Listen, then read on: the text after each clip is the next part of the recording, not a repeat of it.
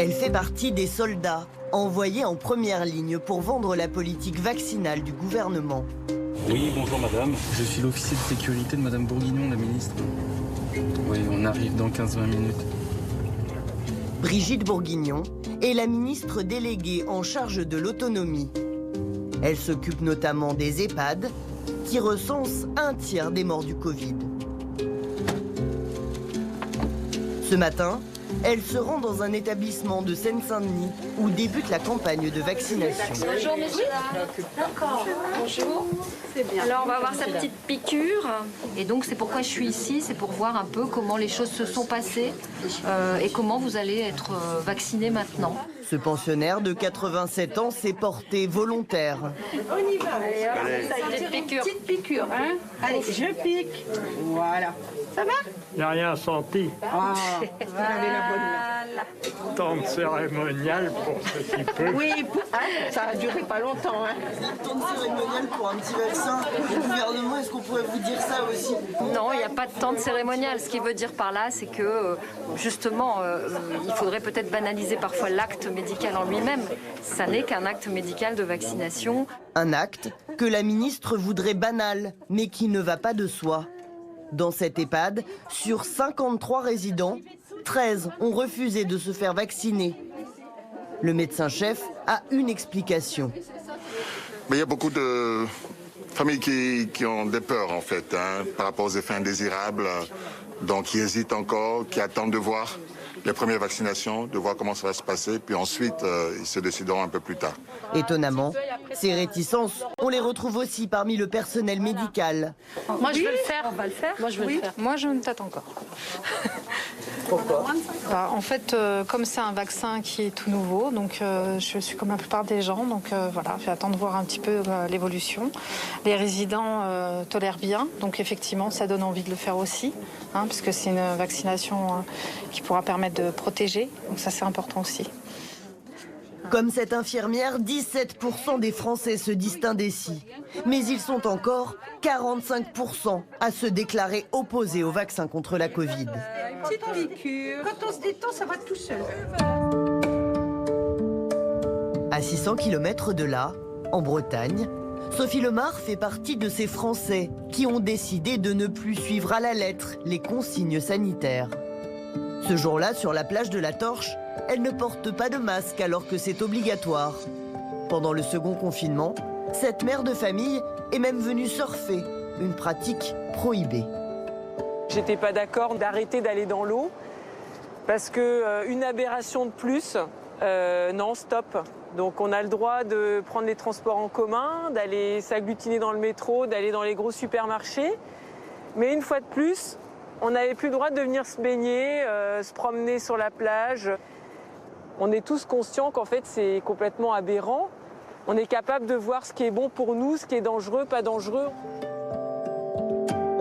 Aujourd'hui, Sophie Lemar dit ne plus faire confiance au gouvernement pour gérer la pandémie.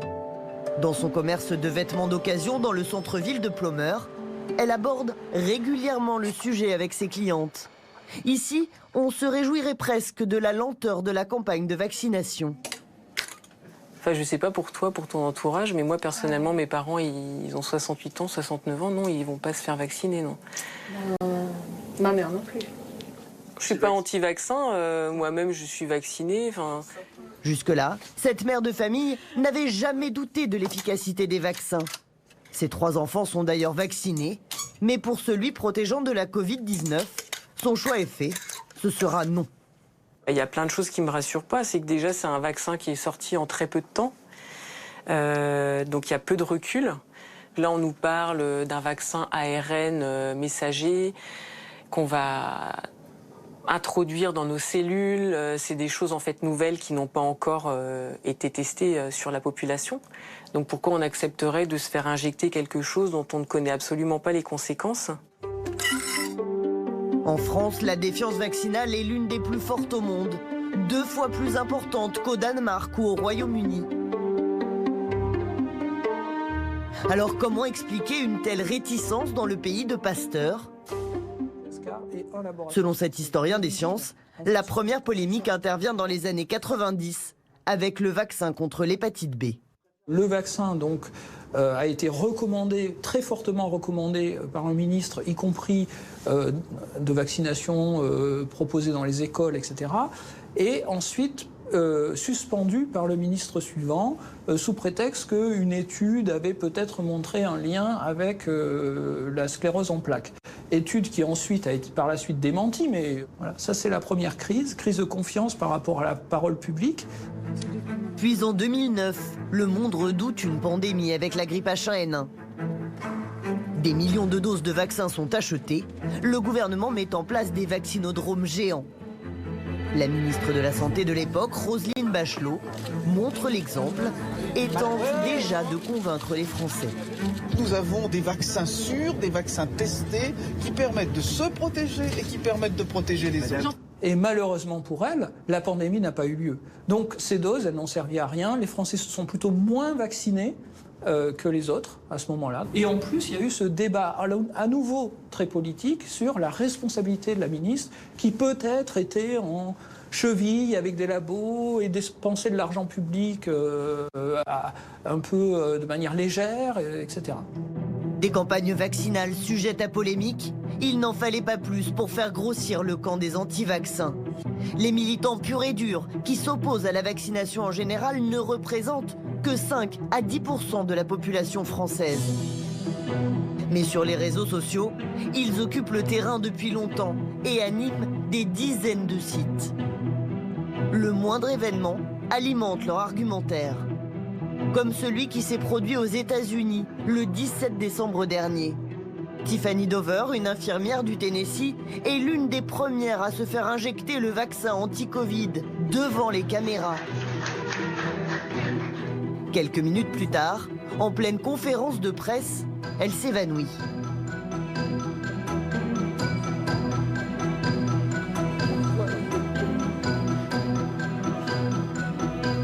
Pour les anti-vaccins, la preuve de la dangerosité du sérum est faite. Certains annoncent même sur Internet le décès de l'infirmière. Elle est pourtant bien vivante et s'est exprimée quelques minutes après son malaise. Je fais souvent des malaises vagos quand je ressens une douleur telle qu'elle soit.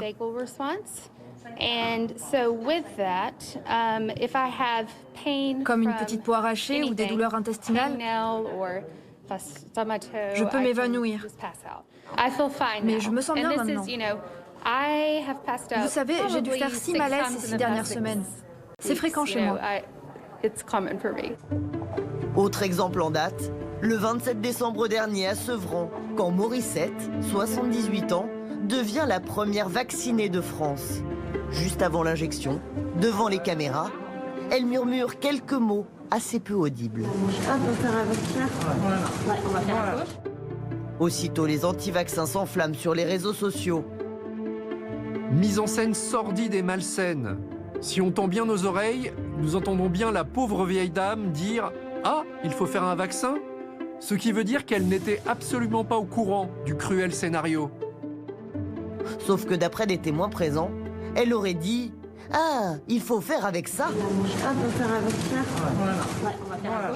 Quoi qu'il en soit, l'hôpital a confirmé par la suite que Morissette était bien volontaire pour cette vaccination et que le protocole avait été parfaitement respecté.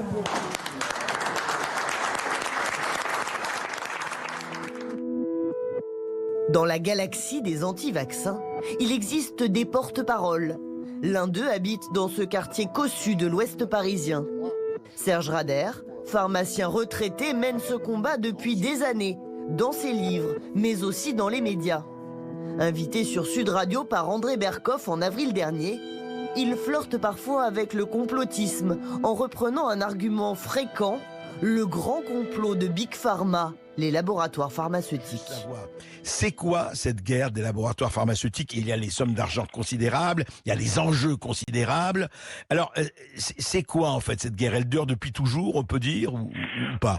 On peut dire que cette pandémie arrive bien à propos. Vous vous rendez compte, 7 milliards d'habitants sur la Terre à vacciner, c'est un pactole inimaginable. Toute cette peur volontairement amenée dans le mental des gens pour que, le moment venu, on accepte le vaccin salvateur. Donc c'est inimaginable. Serge Rader, lui, ne se définit pas comme un complotiste, mais comme un pharmacien qui s'interroge. Quand il nous reçoit chez lui, il a déjà préparé sur sa table basse tous ses dossiers. Pour semer le doute, il remet en cause la composition de nombreux vaccins. Ici, ce sont toutes les nanoparticules présentes dans les vaccins de l'obligation vaccinale à 11 vaccins. Ça, ce sont tous les dossiers de la présence des pesticides, rétrovirus, adventices, produits chimiques. Donc pour vous, la vérité, en fait, elle est là? Mais bien sûr, elle est là. Des affirmations en partie vraies. Mais ce que le pharmacien ne précise pas, c'est que ces produits sont en quantité infinitésimale et sans aucune nocivité démontrée. Pour les vaccins anti-Covid, il n'hésite pas à jouer sur la peur de la nouveauté. Pour lui, les récents vaccins à ARN messager vont modifier notre ADN. D'abord, ce ne sont pas des vaccins, ce sont des thérapies géniques. Je sais que 2 sont des vaccins à ARN, hein, et des vaccins à ARN messagers, qui peuvent donner un ARN complémentaire. Et donc, c'est une modification, on va vers une modification de notre génome. Enfin, on joue aux apprentis sorciers. Une affirmation réfutée unanimement par la communauté scientifique. Un ARN messager ne modifie pas les gènes. C'est clair, si on veut faire de la thérapie génique, on utilise de l'ADN. On n'utilise pas de l'ARN. L'ARN, il est instable. Une fois qu'il est traduit en protéines, il disparaît. Il ne modifie rien du tout. Et ceux qui ont imaginé des scénarios abracadabrantesques, si vous me permettez d'utiliser ce terme, selon lequel cet ARN messager allait comme cela profondément modifier tous nos gènes et notre hérédité, c'est vraiment n'importe quoi. N'importe quoi. Des arguments scientifiques qui n'empêchent pas les théories délirantes de circuler sur Internet, lieu d'expression favori des complotistes. Ils sont une petite dizaine à être particulièrement suivis. Voici la vérité sur le vaccin que le nouvel ordre mondial veut nous imposer à tous. Comme Frédéric Chaumont, un vidéaste amateur proche de certains conspirationnistes et sympathisants d'extrême droite. À grand renfort d'effets spéciaux qu'il affectionne, il poste le 20 août dernier cette vidéo sur sa chaîne YouTube, qui sera vue plus d'1 million de fois. Le Covid-19 a été fabriqué en France par des scientifiques français de l'Institut Pasteur à partir du coronavirus naturel SARS-CoV, puis transféré à Wuhan, où des Français de l'Institut Pasteur l'ont délibérément relâché à l'insu des scientifiques du laboratoire de Wuhan et du gouvernement chinois. Pour lutter contre ces fake news, YouTube a depuis supprimé sa chaîne, comme celle de nombreux autres complotistes. Mais ils ont trouvé refuge ailleurs, notamment sur Odyssée, une plateforme de vidéos sans aucun contrôle des contenus. Silvano Trotta, autre figure de la complosphère, a été boosté par l'épidémie. Inscrit depuis 3 mois sur Odyssée, il compte déjà 53 000 abonnés. Ce chef d'entreprise strasbourgeois a déjà posté 49 vidéos, soit presque une tous les 2 jours. Dans celle-ci, il provoque le gouvernement sur le vaccin. Mais prenez-le, montrez l'exemple. Vous êtes un politique, vous devez être là pour montrer l'exemple. Vous le prenez. Mais attention, certifié, hein, parce qu'il y a déjà des politiques qui ont fait ça, mais on s'est aperçu après qu'il n'y avait rien dans la seringue. Tous ces complotistes ont une bête noire, Bill Gates, et une théorie folle. Les vaccins anti-Covid contiendraient des micropuces permettant de contrôler nos vies grâce à la 5G, prélude à une dictature mondiale. Tal Chaleur, médecin suisse, adepte des méthodes parallèles et du chamanisme, en a fait son fonds de commerce. Vous croyez que les autorités vous gouvernent? Non, les autorités obéissent à Bill Gates. Bill Gates, grâce à ses millions et ses milliards de dollars, il a réussi à contrôler tous les médias et tous les politiciens, toutes les institutions internationales. Ça, c'est un fait. Je n'invente rien, vous pouvez vérifier vous-même. Ce qu'ils veulent, c'est vous tuer. Ni plus ni moins. Parce que leur objectif, il est à la fois machiavélique, mais il est très précis. C'est de vous maintenir dans la peur, qui va faire baisser votre immunité, ce qui fait que vous allez en mourir. Et si vous ne mourrez pas, on va vous proposer un vaccin qui va en tuer des millions, et on va vous faire vivre en esclavage grâce à la 5G et aux satellites qui vont dominer toute la population. Des accusations graves, portées sans aucune preuve. Ces théories folles sont relayées par de nouveaux visages, parfois surprenants. Nous sommes en train de vivre un génocide. Comme celui de Kim Glo. La jeune femme était jusqu'ici connue pour ses passages dans des émissions de télé-réalité. Désormais, elle officie aussi dans un autre registre. Oh, regardez, on a réussi à créer le vaccin. Comme ça, tout le monde va se jeter dessus et ils pourront injecter leur puce miniature, ultra miniature, nanoparticules. Le meilleur conseil que je peux vous donner, c'est surtout ne vous faites pas vacciner. La vidéo ferait presque sourire, mais elle peut avoir un effet ravageur. Car la trentenaire est très suivie, elle compte 1 million d'abonnés sur Instagram, surtout des jeunes qui pourraient être séduits par ce discours. Les complotistes, une galaxie hétéroclite qui occupe le terrain depuis de nombreuses années et qu'il est dur de contrer. Mais une petite armée de l'ombre a décidé de les combattre sur le même terrain, Internet. Les Vaxeuses est un collectif citoyen d'une quinzaine d'hommes et de femmes. Sur la toile, ils comptent 22 000 abonnés sur Facebook, 8 400 sur Twitter. Celle que nous appellerons Marie a accepté de nous rencontrer. Elle a 40 ans et comme tous les membres du groupe, elle veut rester anonyme. On a eu des menaces de mort.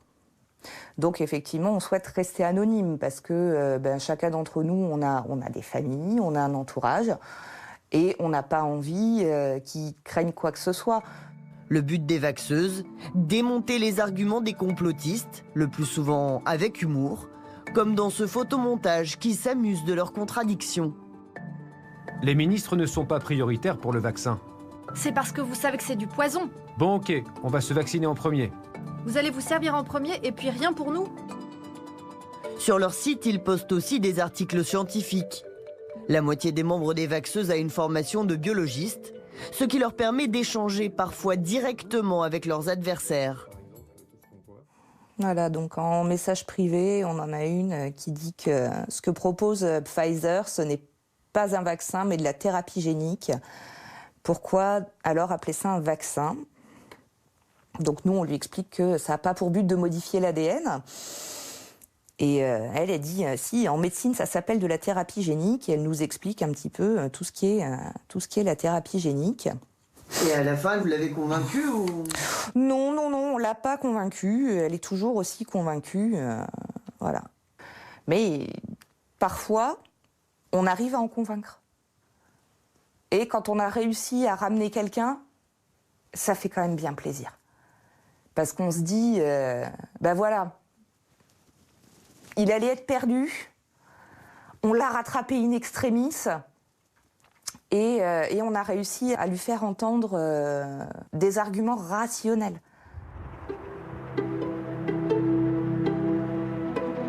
D'autres mènent cette bataille de la pédagogie au grand jour, comme ici à Rouen. Des médecins ont eux aussi décidé d'organiser une riposte numérique. Tous les dimanches soirs, François Morel prépare une consultation d'un genre un peu particulier. Ce chirurgien a transformé son bureau en studio d'enregistrement. Bonsoir tout le monde, je vérifie que vous m'entendez avant de couper la musique et de faire apparaître tout le monde. Il a eu l'idée pendant le premier confinement. Avec un collègue cardiologue à Perpignan, il lance La Consulte, une émission hebdomadaire de vulgarisation scientifique diffusée sur YouTube et visionnée en moyenne par 15 000 internautes. Il y a beaucoup d'informations qui circulent et il est très difficile de faire le tri. Et l'idée de cette consulte, c'est quand les gens font des recherches sur YouTube, ils peuvent tomber sur nos émissions où ils vont pouvoir trouver des informations avec des experts qui ont le temps de dire les choses. Et effectivement, les gens en face qui font de la désinformation, ils ont tendance à occuper le terrain. Ils sont très motivés et ils le font beaucoup, tout le temps. Nous, on essaye d'apporter un contrepoint à ça.